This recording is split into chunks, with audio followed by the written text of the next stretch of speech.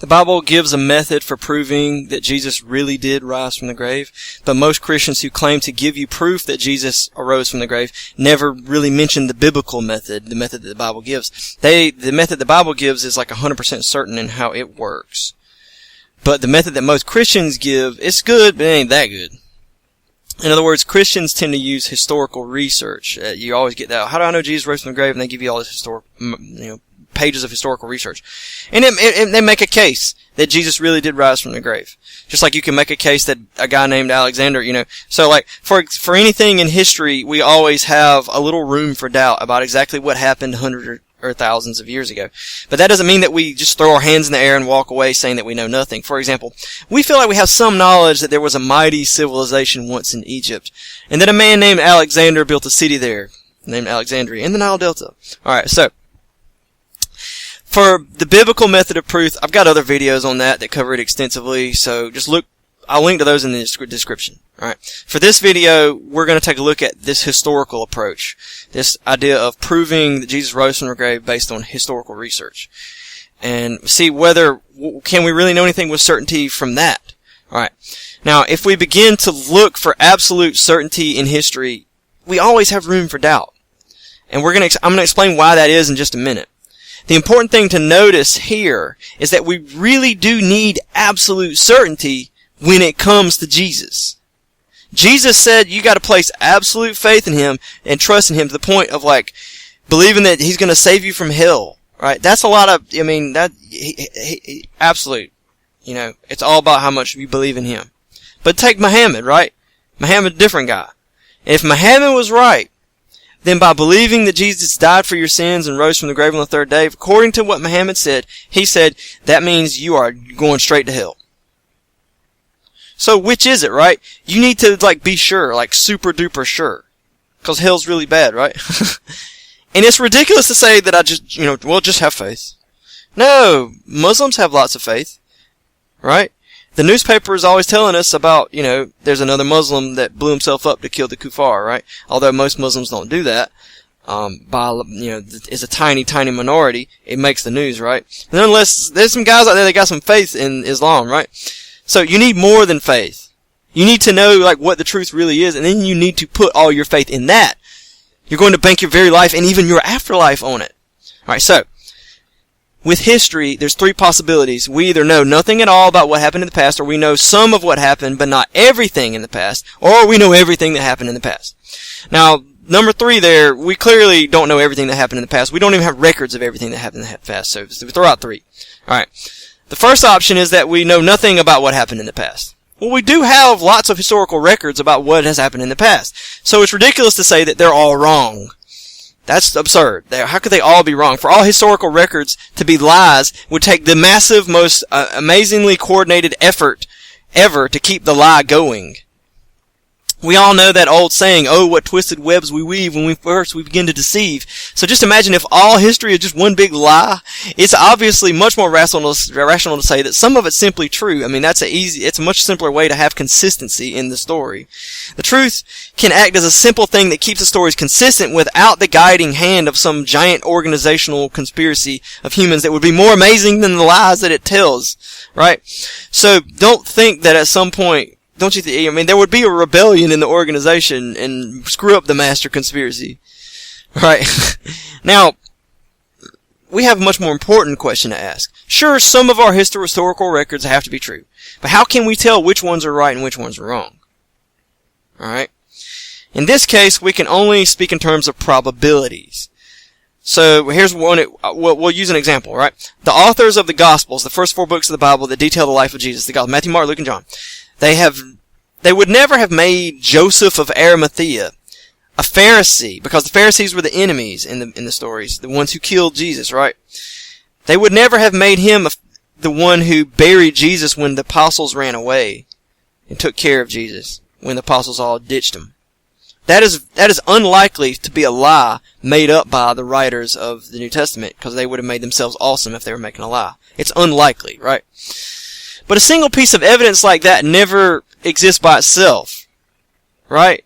How do we know that the Gospels weren't modified later on by other people so the other authors came in and made modifications, and they had no issue with making the Pharisees look good and making the apostles look bad.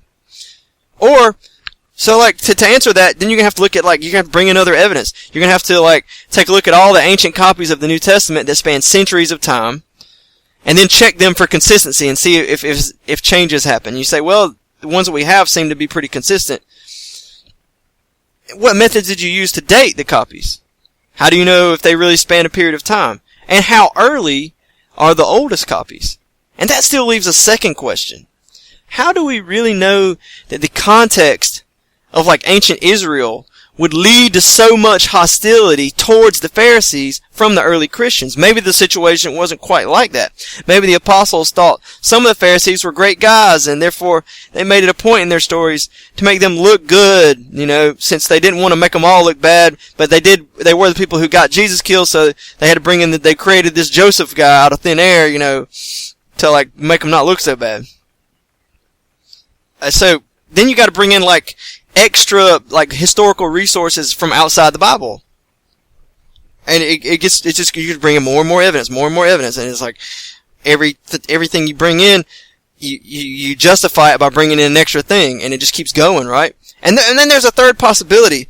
What if there's, like, a strange group of people, super early on, group of weirdos, and they made changes and brought in the story of Joseph of Arimathea, and, like, the real original story of what happened, we just completely lost. Because we don't have that many records from early on. So it's easy to, like, cast doubt on the subject.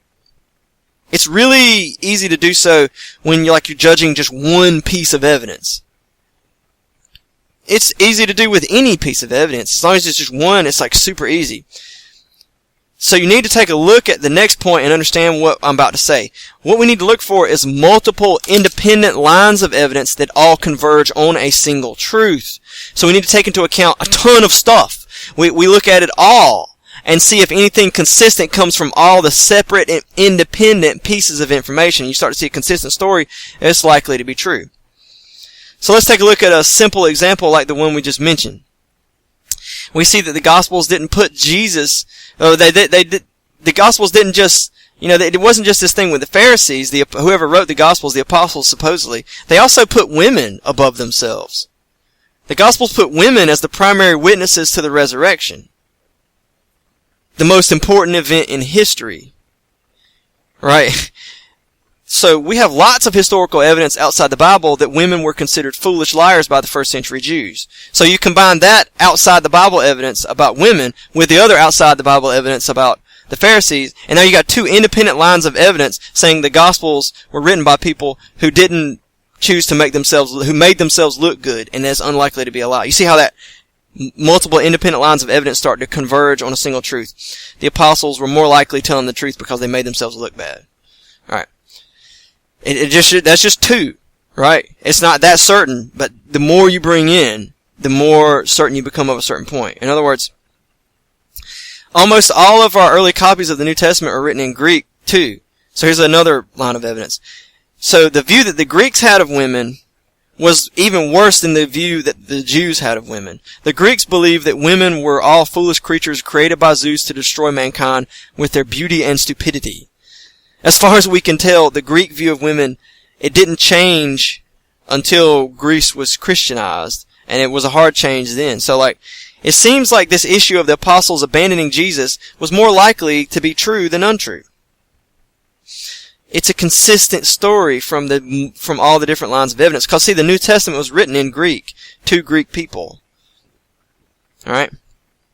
We could keep on going with this and just keep on bringing in evidence until we have this mountain of books. Eventually, it becomes probable that Jesus really did rise from the grave, but that's the problem. This presents us with a real difficulty. Nobody cares. Nobody wants to look through the mountain of books. As a tool, and when you're debating someone or trying to prove a point to someone, you don't really want to trot out loads upon loads of evidence. They won't really take time to analyze it all. They're just going to look at each one, see a problem with it, and then move on and ignore the last one. And by the time you've moved on to the next piece of evidence, they're completely ignoring the previous one. So you don't really build a case, you just bring in one piece of evidence at a time, and it gets shot down one at a time. And they don't see the consistent story. It was always already defeated in your opponent's mind. They're not willing to put forth the intellectual work to try to see a consistent story in all the evidence. In fact, most Christians in the church pew, and maybe even pastors, don't have the time, energy, or motivation to sift through mountains of evidence. So you're going to end up bringing in some big shot historian, Mr. blah blah blah blah blah, PhD, New Testament historian, early first century historian. He's going to tell you that he's looked at it all. Yes, I have looked at it all, and you can trust me. Well, do you want to put all your faith in Jesus to rest on the credibility of some big shot historian? I mean, come on. So for the close of this video, I just want to ask you to take the time to take some time on your own, learn some history. You may find it to be an exciting thing, and you may be amazed at how it confirms the story of Jesus. Most people spend hours a day watching TV shows and movies, and then it amazes me how they'll discuss them. They'll have conversations about them. This is because we're all wired to love stories. We want to know how the story ends. We want to know what happens next. History itself is a really incredible story. But you have to take some time and try to study it.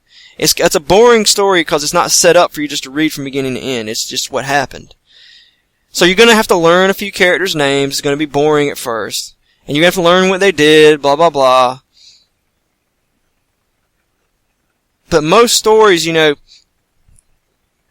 while they're just getting going, history, can become the most incredible story once you have learned enough that you kind of have a framework in your mind and you begin to see connections and you begin to see the story playing itself out. You begin to see how one thing led to another, and eventually the giant scope of the story hits you with an epiphany, like a ton of bricks. And I promise you, it's worth your time. As G.K. Chesterton said, history is really his story.